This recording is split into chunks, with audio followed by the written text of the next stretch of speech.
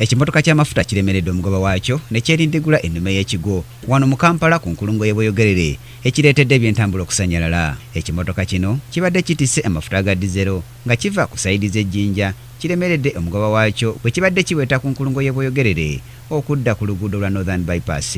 Ekyomukisa omulungi tewali akoseddwa wabula nga bwe guli omuze gwa bannayuganda bagufudde mugano ne baleeta ebidomola na buli omu kyabadde asobola okukwasaako engalo ne batandika okubba amafuta nga tewali abakuba ku mukono. Poliisi egenze okutuuka mu kifo kino ng'abasinga bajjuzza ebidomola olwo n'etandika okubagoba naye nga tesobodde kubasuuza mugano gwabwe. Kiri ku lulana kino ekigudde kibaddeko namba z'e Kenya KCG 5097. Brian Katende, KTV, amalindirire.